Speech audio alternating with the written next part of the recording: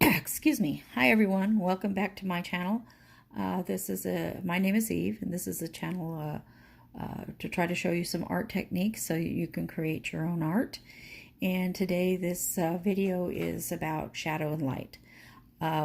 Many times in books, what you see is a sphere, a square, a cylinder, I should say a cube, and how you draw those to make them look 3D. And while I'm going to do a short tutorial on doing that, I am also going to show you why you would want to really hone these techniques. The first one I'm going to show you is a sphere, because that's the easiest one. And I want you to take any writing implement, a piece of paper. You can use typing paper, you can use whatever kind of paper you have on hand, and a pencil that or something that you can do shading with. And you don't have to use a drawing pencil. You can use a regular pencil. It would be helpful also to have your handy kneaded eraser nearby. Okay, so you're going to draw a circle. Don't worry if it's not perfectly round. It's very difficult to draw a perfectly round circle. If I want to draw something and it's important that it be perfectly round, I use something circular and draw a circle around it. For these things, you can just draw some type of circle. Now, one thing you have to decide on is your light source. In this room, I have a very strong light source, and so if I stick anything on my paper, it creates a shadow, right? Because it has dimension in the universe. Well, anything that you're drawing is going to have that too, unless you're drawing cartoons, and even then you would want to put some kind of shading to show where the bottom of something is or something like that.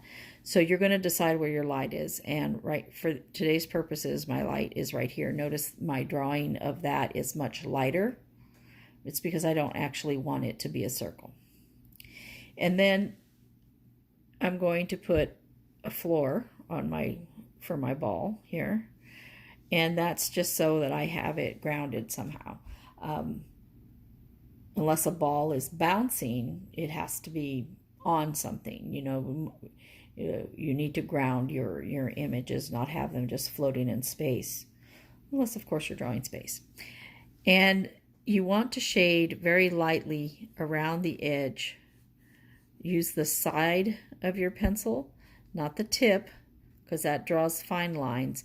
You want to use the side of your pencil, and this is learning and demonstration. It doesn't have to be perfect. And you want to go around the outside, but on the side away from the light source, you're going to make it darker. The closer you get to the light source, the skinnier you want this to be.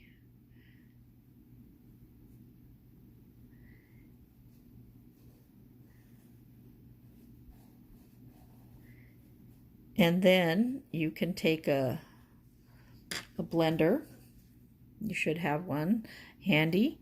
If you have seen my videos on what you need to have when you're drawing. And you can blend it from there toward the light source, trying to make sure that you do not actually get into that circle. You can go up to it, you can go near it, but don't get into it. Now, it seems to be the same darkness all around, and that's going to be a problem because it doesn't look like a sphere. If, like me, you accidentally went outside of your line, you can erase it. And we want to actually erase our light source right here, the circle.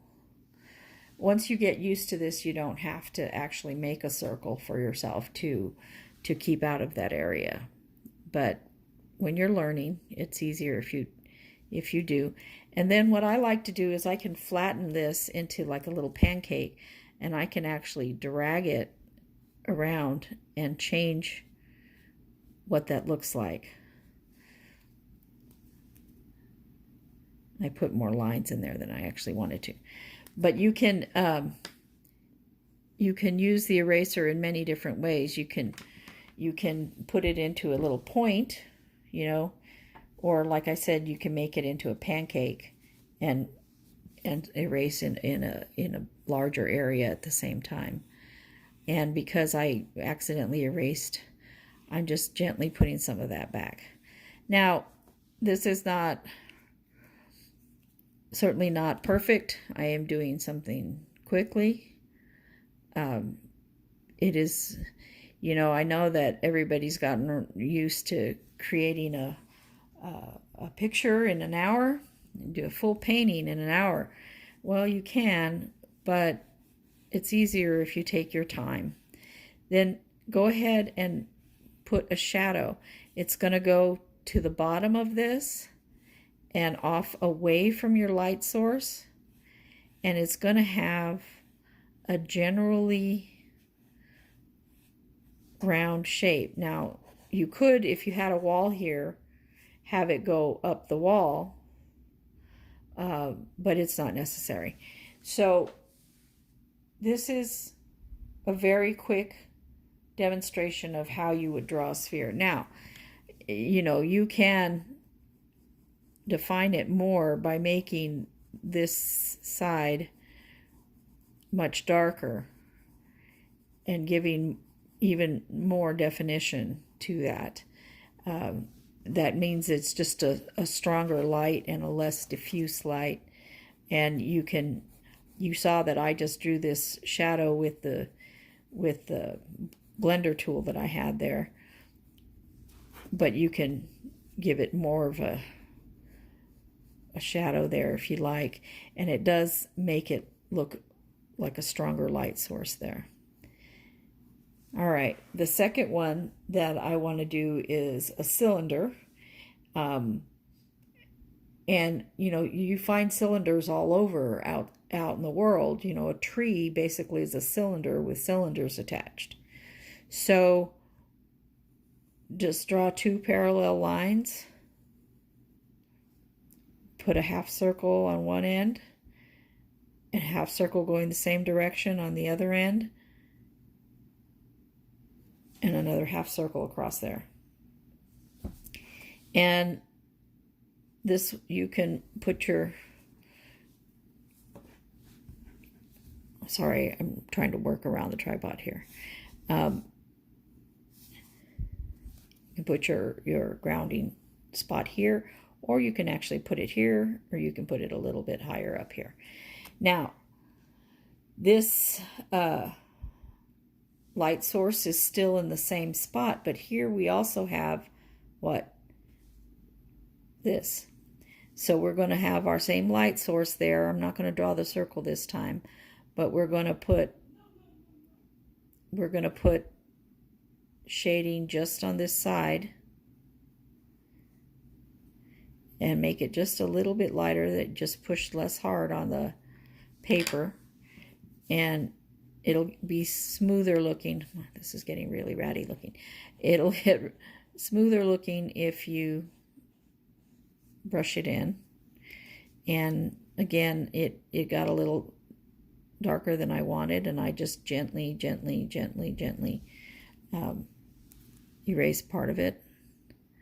And if I feel like I've erased too much, I can just go back in using this tool and just put a little bit more. Now, since our light source is over there still, we're going to have shadow on the same side of the cylinder.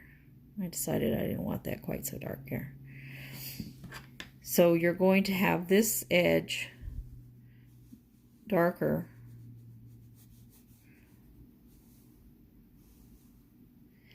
and coming around over here.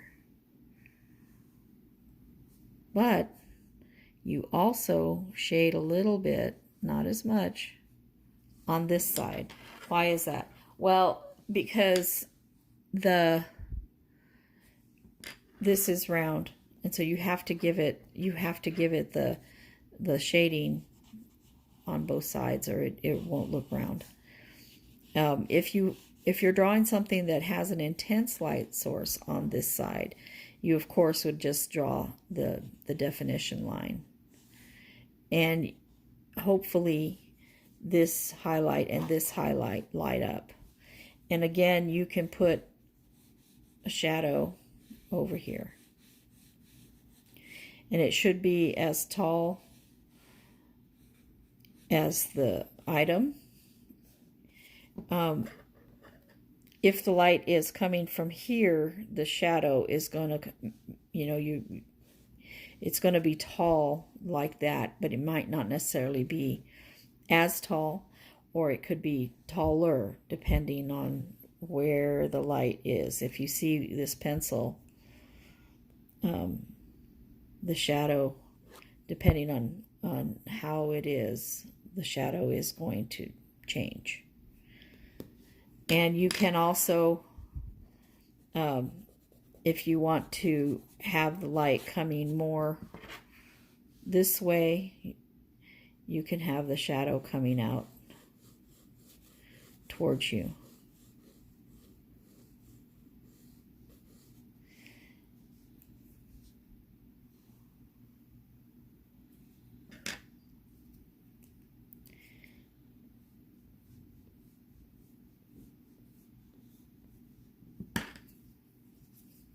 I erased part of my cylinder. So that's a cylinder, and again, these are very quick. If I were going to be doing a drawing, I would take my time and make sure that my lines are exactly where that I want them, and I will have the same light source for the entire drawing. The last one is that I'm going to do, you could also do a pyramid, but I'm going to do a cube. And why would you want to draw a cube? Well, a cube with a pyramid on top is a house. Some houses are just the cube. So knowing how to put the shading on that, and kind of how to do that is important. You would draw just a regular square, again lightly, and then depending on where the light source is coming from, you have, and don't forget, you also have to deal with perspective here, and that's a whole nother ball of worms, bag of worms. And then these two lines are parallel. They need to be parallel, just like this one. They're not tilted. They are the same. And these two lines are not necessarily parallel. If your perspective is, where this is long, they would go in toward each other. If the building is long, they would go like this. For our purposes right now, we're not doing that. Okay, this line and this line are parallel with each other. And this line and this line are parallel with each other. So, light source from the same area. So here we're going to just shade a little bit on the top because the light is hitting it right here. I know I didn't do that here, but that's because I wanted a round thing. Okay, so you're going to just put just a little bit on the top and a little bit on this side of the square.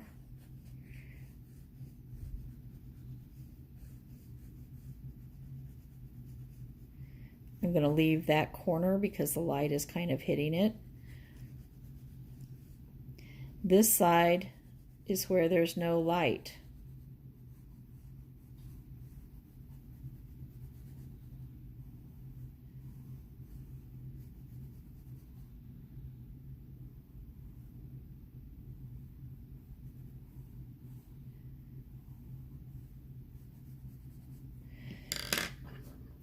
So when you take your blending tool to even that out, you're going to make sure that you keep this side of the box dark. And here you can just do light little streaks, you know, a little bit.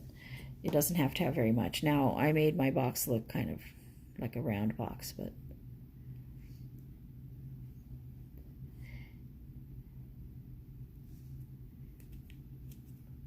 we're going to fix that right now.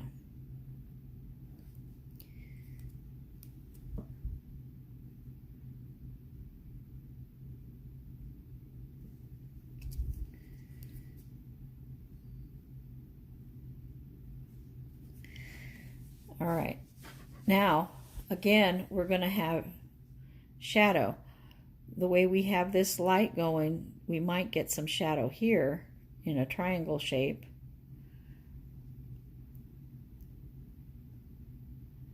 But the shadow is going to be coming off of this, going this direction.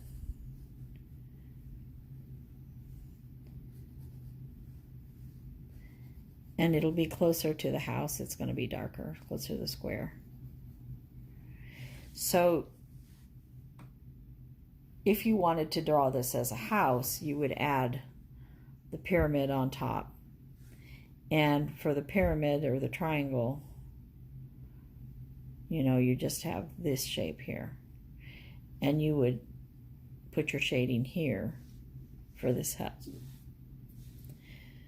So, why do you need to practice these techniques? And practice them until you get what you like, because it's your art and your drawing. It doesn't have to be what somebody else considers as good or perfect. Your technique is your own. But the reason that we want to draw a globe or a circle is this is made from a globe. The eye is actually circular. So you need to draw the eye as a circle. The lid comes down over part of that circle. So a simplified drawing of an eye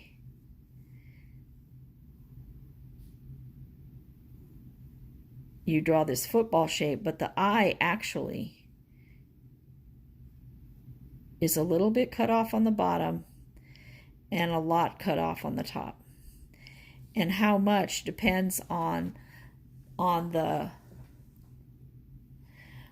I'm going to turn this up this way so you can see that better.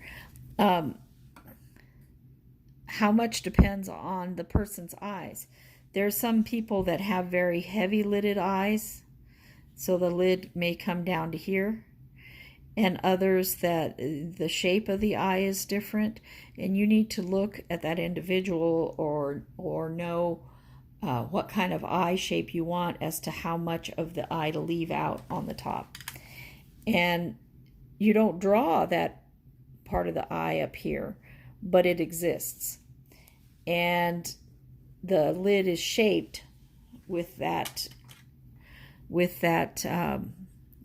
eye in mind. So all of this portion in here is part of a globe, part of a circle. And so you would shade it in that manner. You've got to understand that this part goes down. This part goes down, but if the light's coming from over here, you're not going to see as much shading over there. You're going to put that sparkle in the eye and the iris right in here, just like the light. The difference between the circle that I drew before and an eye is that the eye is wet, and so it's shiny. And so you have to make sure that you're drawing those shiny spots. Now, I drew this eye very quickly, and so you know, I didn't take as much care as I normally do with making sure that the highlights are nice and bright.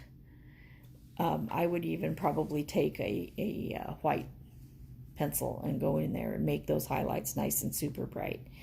And don't be afraid to mix media however you need to mix it. You can use pencil and pastel. You can use charcoal and pencil. If I added charcoal, I could make the rest part of this eye really dark, because charcoal pencils are darker than regular pencils, and therefore, make the eye look even rounder and wetter. Why would you want to learn to draw cylinders? Well, as I said, trees are cylinders. So when you want to learn to draw a tree, you need to make sure that you're putting the I didn't finish these trees. I just wanted to show you. You want to make sure that you put the light always on the same side. On the branches, the light is always going to be on the same side of the branch. And it's going to be underneath, because the sun is always above, and it's going to be, to one side or the other, depending on where your light source is coming from. So you always want to have the light on the tree, and you make it look more 3D, more alive and centered in the universe, by understanding how a cylinder is drawn. And the thing about a tree also is that it has bark, and the bark will make little bitty shadings on the tree. So you put that shade and that light in there as well, and that helps make the tree more realistic. If you have bushes, you need to put the light source on the same side. So all of the techniques you learn about drawing cylinders and circles and squares and pyramids, all of those techniques come to bear when you're trying to draw real things. And then you can use those all combined together to start drawing things out of more shapes. These are basically cylinders, but they've got bends and folds in them, and so these are circles. So they've got a light source coming. Now, the light source is, I took this from a picture, and the light must have been in front, because that's actually where it was. But you look at where your light source is coming from, and make sure that when you're drawing, that you're getting that shading in the right place, that you're getting those highlights in the right place, and that'll make it look more realistic. Well, I hope that this has been helpful. Thank you for listening, and I'll be back to see you soon.